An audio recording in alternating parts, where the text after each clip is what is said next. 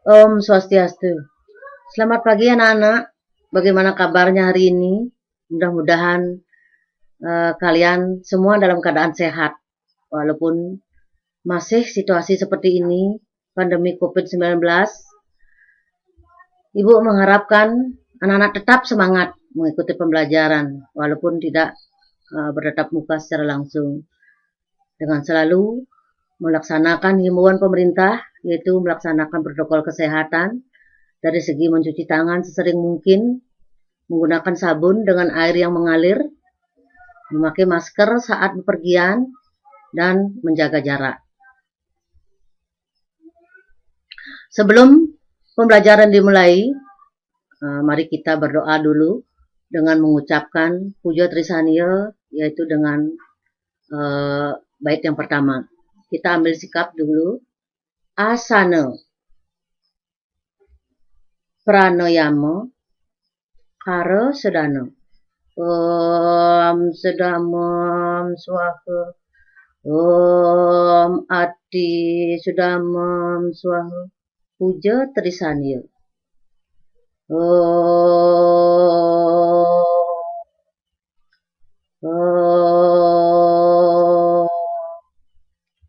Om Bhurvaswa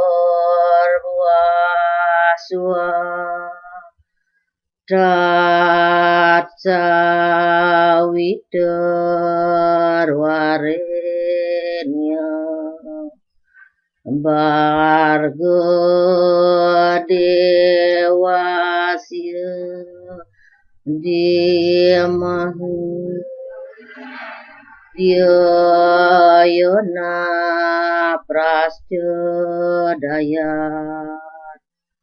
Om Santi Santi Santi. Om. Baiklah anak-anak, sambil jalan seperti biasa silakan anak-anak ngabsen sesuai dengan link yang Ibu kirimkan, nanti kirim lewat WA Ibu. Minggu lalu kita sudah membahas bab 1 dan bab 2-nya, yaitu bab 1 tentang yoga asanas dalam sastra Hindu, yang bab 2-nya itu yadnya dalam Mahabharata. Sekarang kita sampai ke bab 3, yaitu moksa. Di dalam materi ini kita bahas dulu mengenai tujuan pembelajaran. Sebelum kita membahas mengenai pengertian moksa, kita bahas dulu mengenai tujuan pembelajaran anak-anak. Adapun tujuan pembelajaran yaitu siswa mampu memahami penjelasan moksa. Siswa mampu menjelaskan jalan menuju moksa. Siswa mampu menjelaskan hambatan dan tantangan dalam mencapai moksa. Yang terakhir, siswa mampu menyebutkan upaya-upaya mengatasi hambatan dan tantangan untuk mencapai moksa. Itu tujuan pembelajarannya anak-anak. Sekarang kita sebelum sampai ke pengertian moksa, Ibu tayangkan gambar dulu supaya anak-anak mengamati gambar dan video yang nanti Ibu tayangkan. Mengenai gambar di sini silakan anak-anak amati. Kita lanjut sekarang anak-anak mengenai materi. Materi yang kita bahas hari ini yaitu moksa. Sebelum kita membahas moksa, yaitu kita ingat dulu mengenai kepercayaan kita. Kepercayaan umat Hindu ada 5 anak-anak. Anak-anak sudah sering mendengar apa itu kepercayaan yang disebut 5 kepercayaannya itu disebut dengan Pancasrada. Pancasrada adalah 5 prinsip keyakinan terdiri dari Brahman, Atman, Karmapala, Punarbawa, dan Moksa. Pancasrada adalah dasar untuk mencapai tujuan kehidupan tertinggi. Itu dulu mengenai keyakinannya kita, keyakinan umat Hindu anak-anak ada 5 yang disebut dengan Pancasrada. Sekarang kita lanjut ke pengertian moksa. Secara etimologi, pengertian moksa adalah moksa berasal dari bahasa Sanskerta dengan akar kata moks yang berarti membebaskan atau melepaskan. Sesungguhnya bahasa manusia tidak bisa menggambarkan bagaimana itu moksa atau mukti. Moksa adalah tujuan dari agama Hindu, yaitu kelepasan atau kebebasan dari keterikatan keduniawian dengan menyatunya Atman dengan Brahman, serta terbebas dari punarbawa atau terlahir kembali. Sekarang kita lanjut ke tingkatan moksa, anak-anak. Tingkatan moksa menurut keadaan Atman yang dihubungkan dengan Brahman. Yang pertama, jiwan mukti. Apa yang disebut dengan jiwan mukti? Nah, tingkatan jiwan mukti adalah tingkatan moksa atau kebahagiaan atau kebebasan yang dapat dicapai oleh seseorang semasa hidupnya, di mana atmanya tidak lagi terpengaruh oleh gejolak indria dan maya atau pengaruh duniawi, di mana keadaan atman seperti ini disamakan dengan samipya dan sarupya. Sekarang kita lanjut ke tingkatan moksa yang kedua, yaitu Wideha Mukti. Wideha Mukti adalah tingkatan kebebasan yang dapat dicapai oleh seseorang semasa hidupnya, di mana Atman telah meninggalkan badan wadahnya atau jasadnya, tetapi roh yang bersangkutan masih kena pengaruh maya yang tipis. Tingkat keberadaan Atman dalam posisi ini disetarakan dengan Brahman, namun belum dapat menyatu dengannya sebagai akibat dari pengaruh maya yang masih ada. Wideha Mukti dapat disejajarkan dengan Salokya. Sekarang kita sampai ke tingkatan moksa yang ketiga, yaitu Purna Mukti. Nah, Purna Mukti adalah tingkatan kebebasan yang paling sempurna. Pada tingkat ini, posisi atma seseorang, keberadaannya telah menyatu dengan Brahman. Setiap orang dapat mencapai posisi ini apabila yang bersangkutan sungguh-sungguh dengan kesadaran dan hati yang suci, dan mampu melepaskan diri dari keterikatan maya ini. Posisi Purna Mukti dapat disamakan dengan Sayujya. Sekarang kita lanjut ke tingkatan moksa menurut keadaan tubuh atau lahiriah manusia. Yang nomor satu yaitu Samipya. Samipya merupakan suatu kebebasan yang dapat dicapai oleh seseorang semasa hidupnya di dunia ini. Hal ini dapat dilakukan oleh para yogi dan para resi. Tingkatan moksa yang kedua, Sarupya atau Sadarmya, yaitu suatu kebebasan yang dapat dicapai oleh seseorang di dunia ini karena kelahirannya, di mana kedudukan Atman merupakan pancaran dari kemahakuasaan Tuhan, seperti halnya Sri Rama dan Buddha serta Sri Krishna.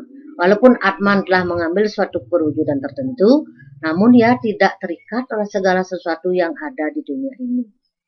Itu tingkatan moksa menurut keadaan tubuh atau lahiriah manusia yang kedua. Selanjutnya Salukya, yaitu suatu kebebasan yang dapat dicapai oleh Atman, di mana Atman itu sendiri telah berada dalam posisi dan kesadaran yang sama dengan Tuhan. Dalam keadaan seperti itu, dapat dikatakan bahwa Atman telah mencapai tingkatan dewa yang merupakan manifestasi dari Tuhan itu sendiri. Yang selanjutnya yaitu Sayujya. Sayujya adalah suatu tingkatan kebebasan yang tertinggi di mana Atman telah dapat bersatu dengan Tuhan Yang Maha Esa. Dalam keadaan seperti inilah disebut dengan Brahman Atman Aikyam, yang artinya Atman dan Brahman sesungguhnya tunggal. Kita sekarang lanjut ke Caturmarga. Apa itu Caturmarga? Caturmarga merupakan jalan untuk mencapai moksa.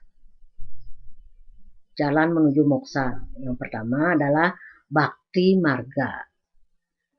Dengan jalan Bhakti Marga, silakan anak-anak lihat juga amati gambar yang Bu tayangkan, yaitu dengan Bhakti Marga adalah cara mempersatukan Atman dengan Brahman berlandaskan rasa dan cinta kasih yang mendalam kepada Tuhan atau Sang Yang Widi. Cinta kasih yang mendalam adalah suatu cinta kasih yang bersifat umum dan mendalam yang disebut Maitri.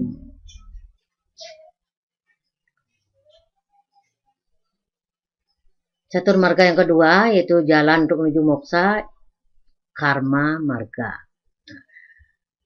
Terus karma marga di sini adalah jalan atau usaha untuk mencapai kesempurnaan atau moksa dengan perbuatan atau kebajikan tanpa pamrih. Hal yang paling penting dari karma marga adalah melepaskan semua hasil dari segala perbuatannya.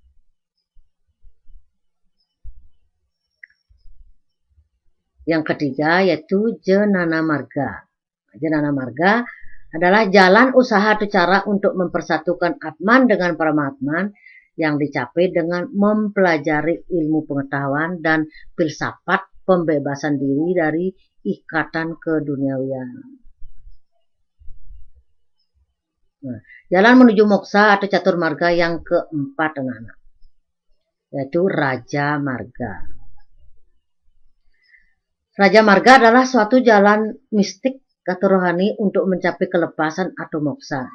Dengan jalan Raja Marga, seseorang lebih cepat untuk mencapai moksa, namun tantangannya yang dihadapi pun lebih berat, anak-anak, di mana orang yang mencapai moksa dengan jalan ini diwajibkan mempunyai seorang guru kerohanian yang sempurna. Nah, dapat dilakukan dengan tapa, brata, yoga, dan samadhi. Dalam Raja Marga wajib untuk mengimplementasikan Astanga Yoga untuk mencapai tujuan.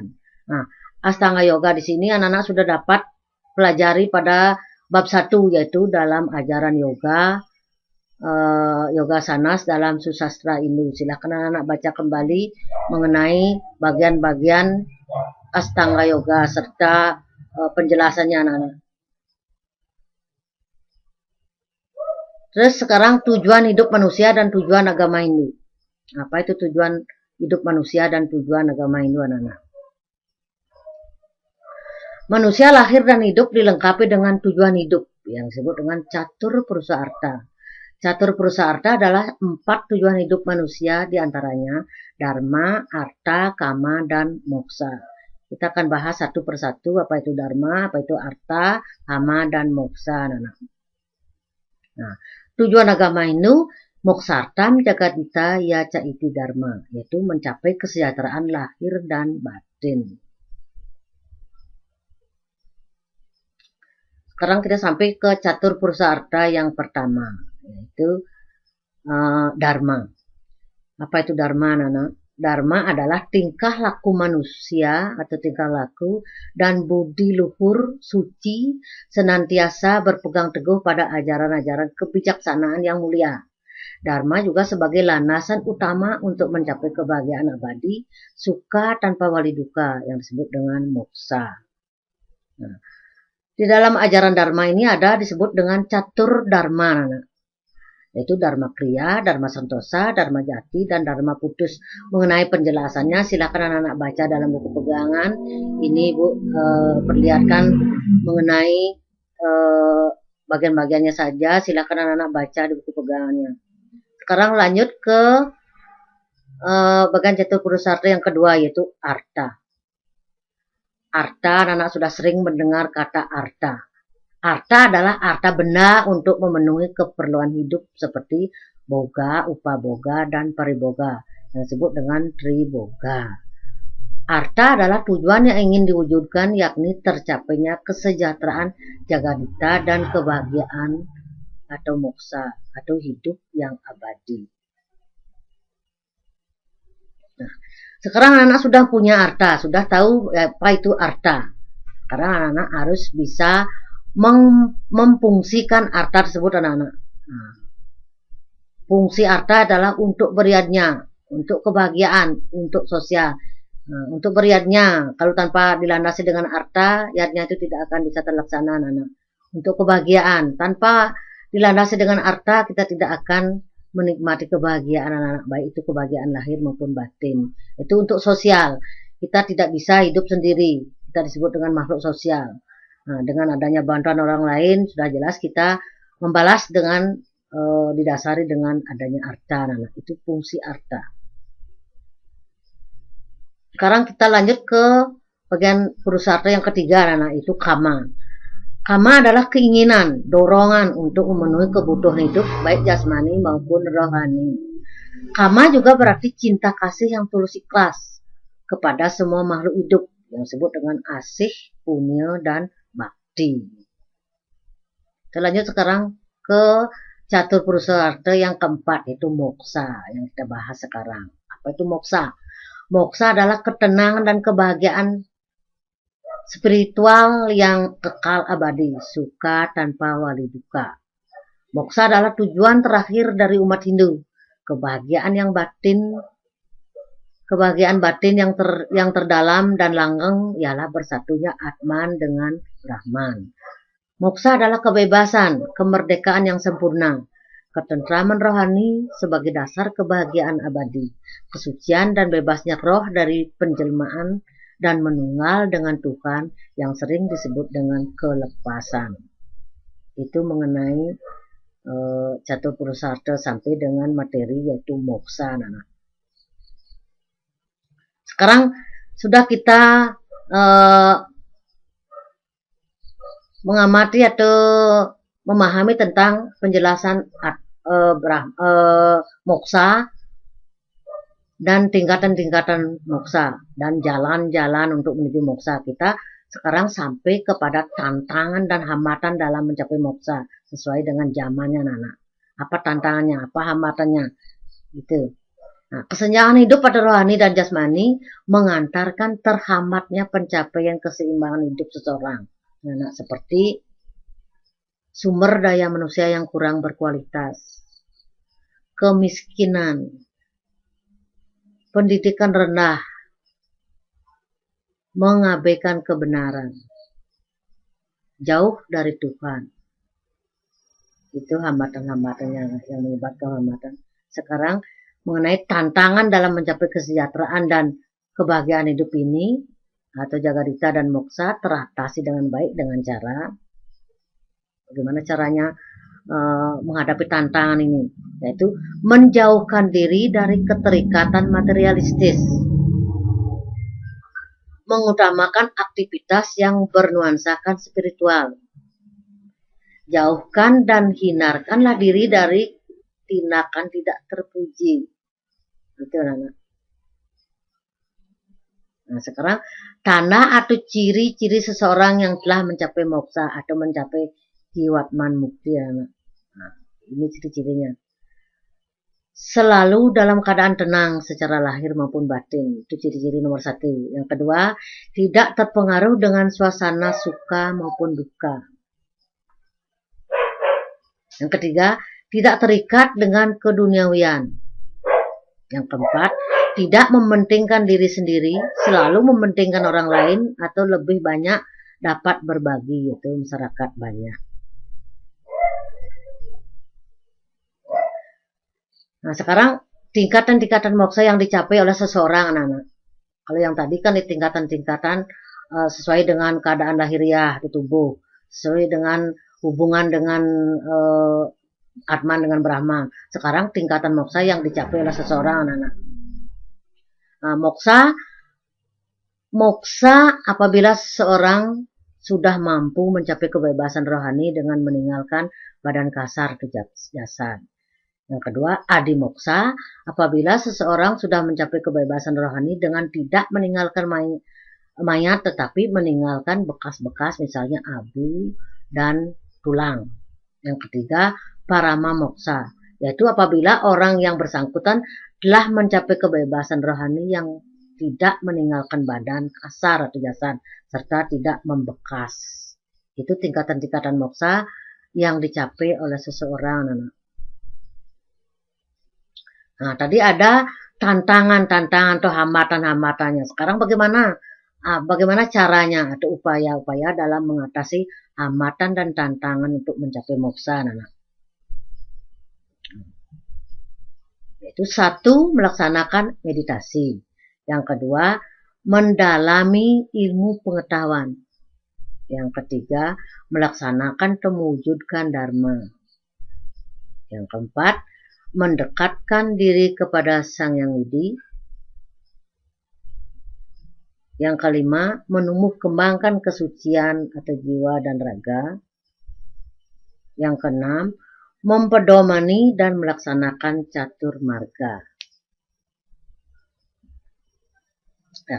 Itu anak-anak mengenai materi yang kita bahas hari ini, yaitu mengenai moksa.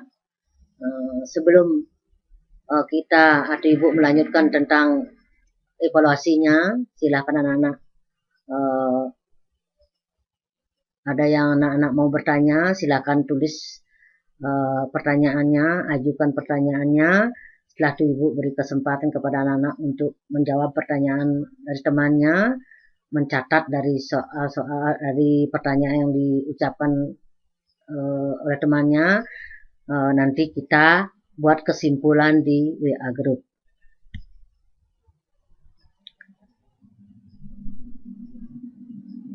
Bagi anak-anak yang telah mengajukan pertanyaan, tunggu nanti jawaban dari teman-temannya. Kita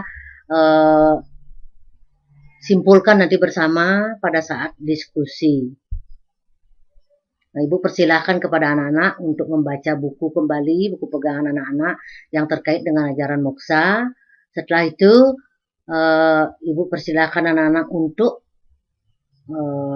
mencari sumber, baik itu di Google maupun YouTube, untuk menambah pengetahuan anak-anak.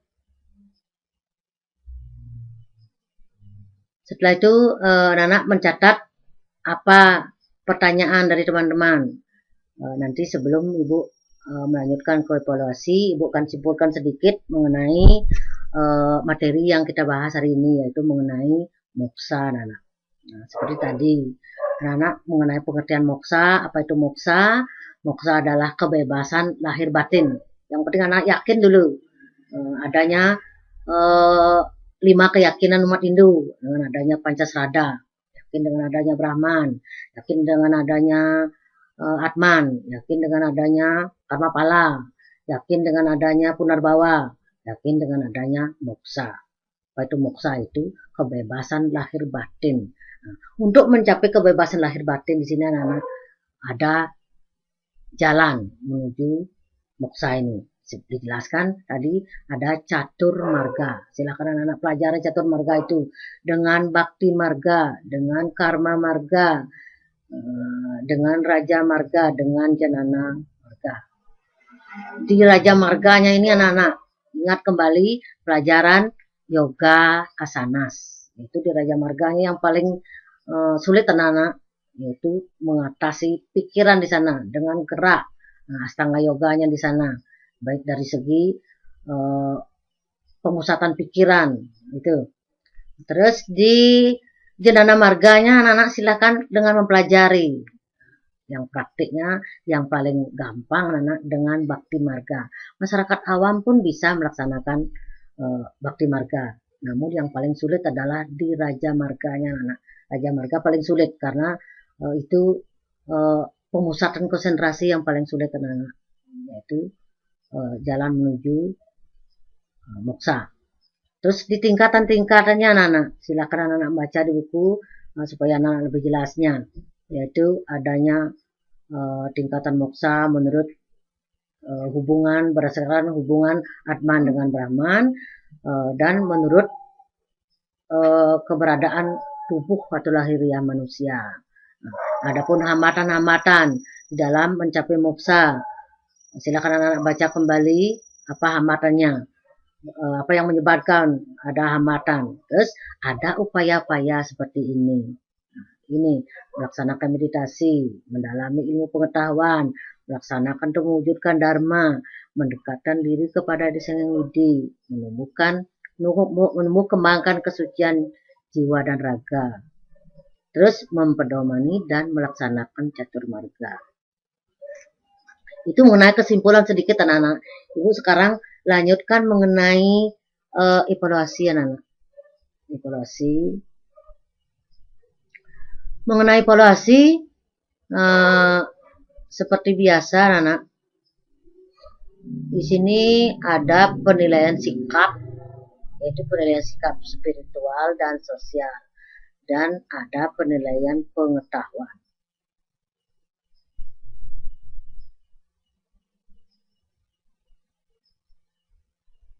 Di penilaian spiritual anak-anak seperti biasa, yaitu dari segi berdoa dan puja trisanya. Nah, di spiritualnya itu berperilaku syukur, toleransi dalam beribadah itu penilaian spiritual.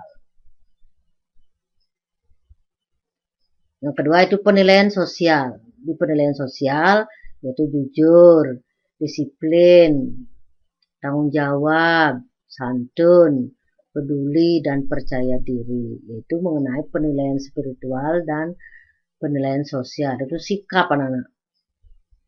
Sekarang penilaian pengetahuan. Di penilaian pengetahuan Ibu buatkan anak-anak soal 5, silakan anak-anak jawab nanti, yaitu nomor 1, jelaskan secara etimologi pengertian dari kata moksa. Yang kedua, sebutkan tingkatan moksa berdasarkan keadaan atma yang dihubungkan dengan Brahman, serta berdasarkan keadaan tubuh atau lahiriah manusia. Yang ketiga, sebutkan dan jelaskan jalan dalam mencapai moksa. Yang keempat, bagaimana tantangan untuk mencapai kesejahteraan dan kebahagiaan hidup ini, yaitu jagadita dan moksa dapat teratasi dengan baik. Yang kelima, sebutkan upaya-upaya apa yang semestinya dilakukan dalam mengatasi hambatan dan tantangan untuk mencapai moksa.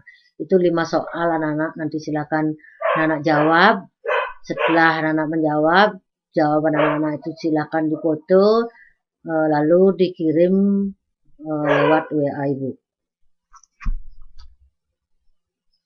Nah, demikianlah anak-anak mengenai penilaian Ibu sudah sampaikan. Ibu tekankan lagi kepada anak-anak untuk tugasnya silakan anak-anak kumpul tepat waktu, jangan sampai molor. Ibu lihat kedua kalinya itu minggu lalu dan minggu yang keduanya itu banyak anak-anak lambat sedikit, tapi mudah-mudahan terakhir ini supaya anak-anak lebih cepat, lebih aktif untuk mengumpulkan tugasnya anak-anak. Nah, karena waktu anak-anak, Ibu sebelum mengakhiri, Ibu mengucapkan terima kasih kepada anak sekalian atas kerjasamanya untuk mengikuti pembelajaran walaupun secara daring. Anak-anak Ibu harapkan tetap semangat, tetap menjalankan protokol kesehatan. Ibu juga minta maaf kepada anak-anak apabila ada kesalahan-kesalahan di dalam penyampaian tadi. Ibu minta maaf kepada anak-anak karena waktu. Kita akhiri saja sampai di sini. Mari kita tutup dengan Paramasanti. Om Santi, Santi, Santi.